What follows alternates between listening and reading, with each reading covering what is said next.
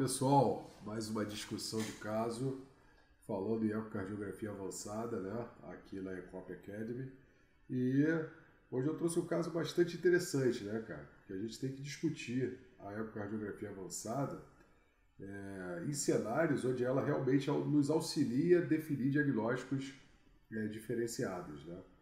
Ali, onde você tem a dificuldade de observar as alterações no visual, na análise subjetiva ali. Então, dê uma olhada comigo, né?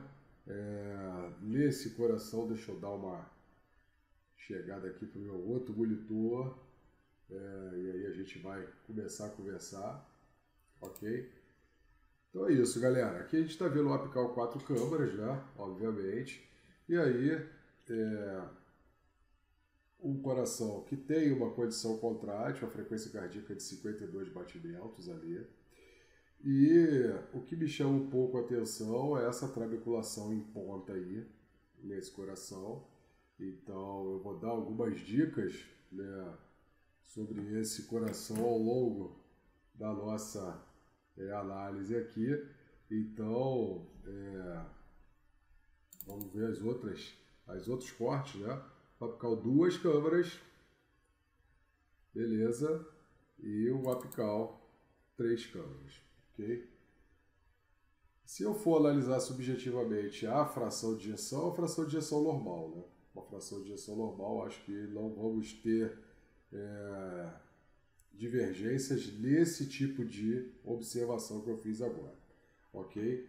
E aí eu tenho um padrão de função diastólica utilizando os parâmetros usuais aí de 2016 com uma ODA maior do que 1, o Doppler tecidual também aumentado aí, que não tem uma alteração aí de missão normal, nada disso. Eu tenho uma condição de função diastólica pelo guideline de 2016 dentro da normalidade. E a gente precisa entender se esse coração ele tem alguma alteração ou não, né? Então vamos lá, né? Aonde o strain faz a sua análise que tira um pouco as nossas dúvidas, né? O paciente relata uma dor precordial, dispneia aos pequenos esforços e vem para fazer uma análise ecocardiográfica bidimensional. Essa pontinha me chama a atenção. Talvez quem não tenha tanta experiência pode pensar, pode não ver, na verdade, né, nenhuma alteração contrátil nessa região, e aí o strain realmente ele faz uma diferença muito grande na nossa análise, né? Aquilo que análise, como a gente sempre faz, né? O software aqui, o EcoPack, né, nos ajuda muito a fazer essas análises e estudos, né? Então, vamos lá. Eu faço as marcações, sempre buscando ali a análise do endocárdio, tá? Então, na hora que eu clico as análises, a gente tem essa variação, esse padrão, ok, processando. Vamos ver se a contração acompanha todo o movimento, né? Isso aqui é o importante. Então eu tenho uma contração que acompanha o movimento.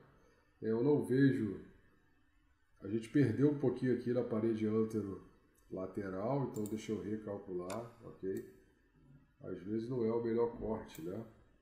Então a gente precisa ficar de olho nisso aí. Então vamos lá.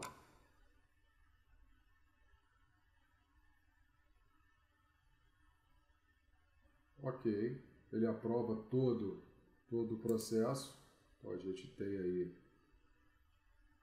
o padrão.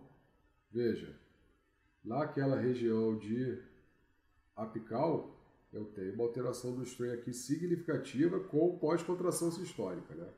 Isso tem que me chamar a atenção, ok?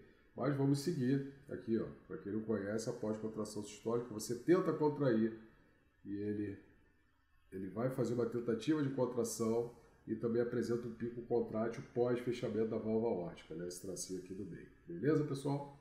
Então é isso. Vamos lá. Vamos por 2 câmaras.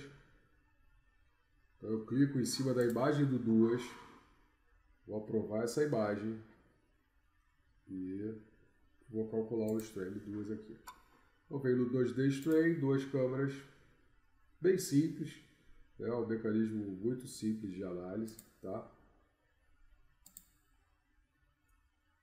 E aí, como eu falei, damos uma olhadinha. Eu vou diminuir um pouquinho a largura, eu estou pegando muita largura externa aqui.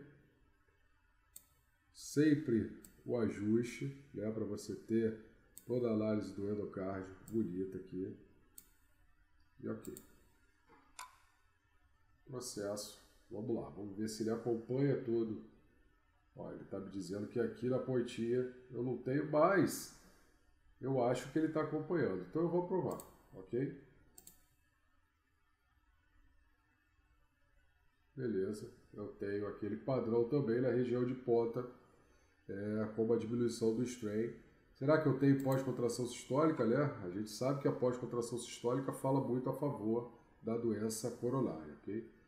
Aqui eu não tenho pós-contração sistólica, né? Eu tenho um alongamento pós-sistólico aqui em segmento basal, mas bem tranquilo. E notem que o valor de strain está dentro da normalidade, ok? Então, para quem fica sempre em busca aí do valor de strain de normalidade, a gente precisa ficar atento a isso, tá? Beleza. Vamos lá.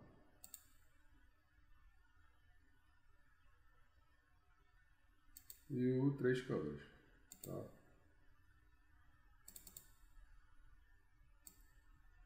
Vou dar uma puxadinha aqui.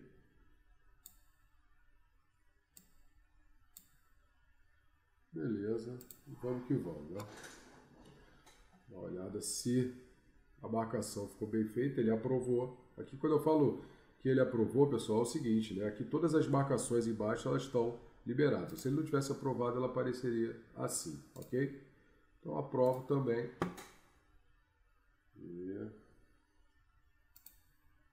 eu boto no alto que ele já programa o fechamento da válvula aórtica pra gente. E eu venho aqui no bullseye, né? Ó, eu tenho aqui no Aplax uma variação de frequência cardíaca. E aí, como é que eu faço, né? Interessante aqui, assim, eu venho aqui, ó. Pô, interessante e bom isso acontecer, né? Porque esse é o dia a dia, cara. Aqui não tem caô, né? Aqui não tem conversa fiada. Então eu tenho aqui uma situação de 52 de frequência cardíaca, né? A gente sabe que uma variabilidade muito grande, ampla de frequência cardíaca não vai me permitir ter o bullseye, mas sabe o que aconteceu? Foi naquela marcação final.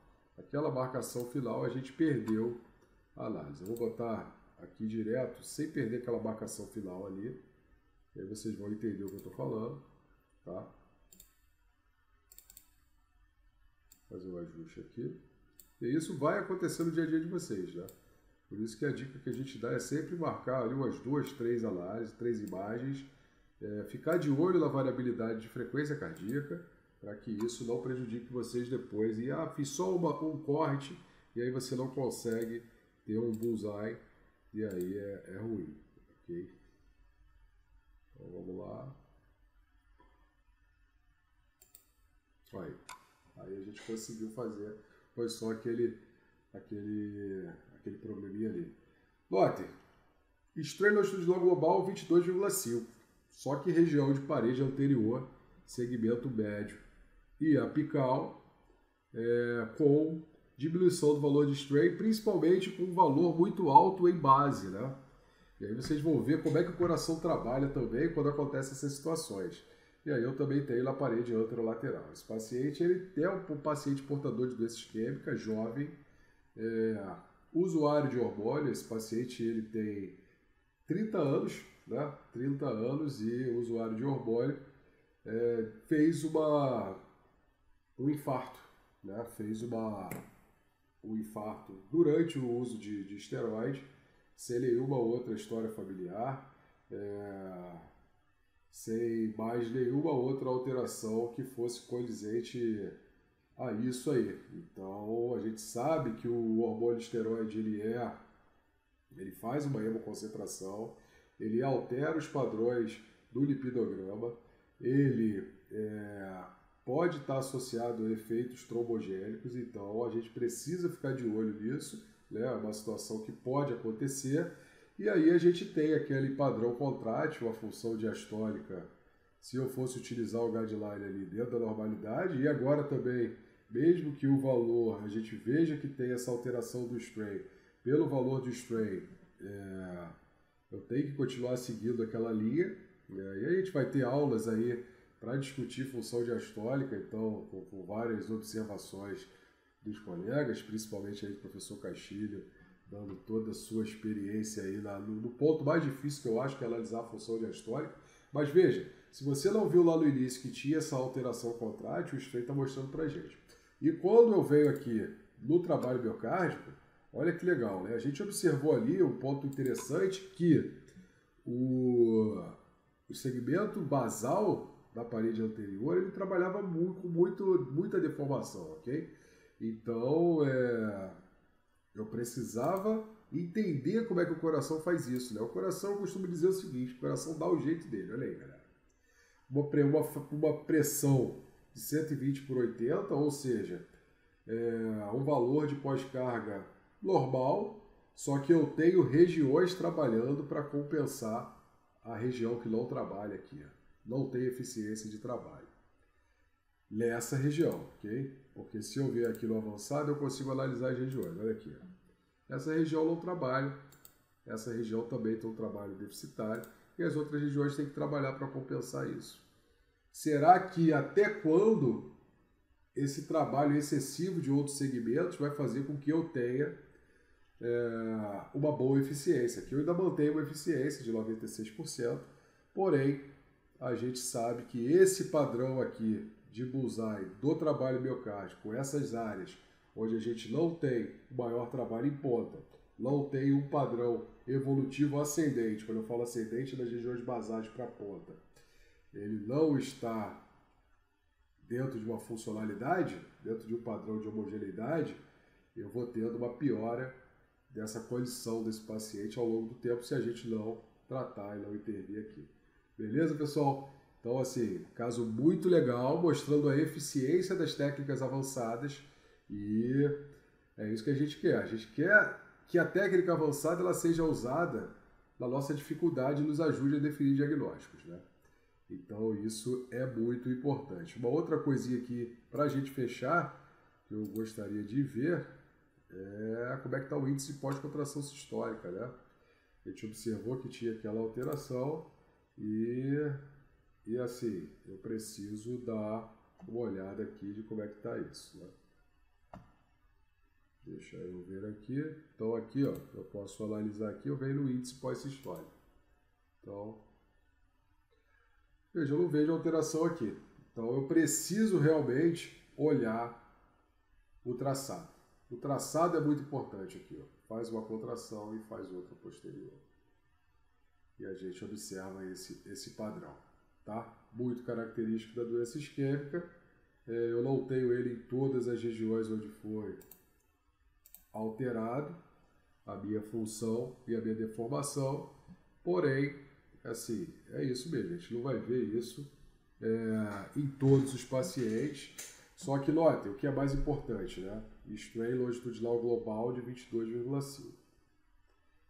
A gente precisa ficar de olho em outros pontos que não seja só o strain longitudinal global. É de fundamental importância, pessoal.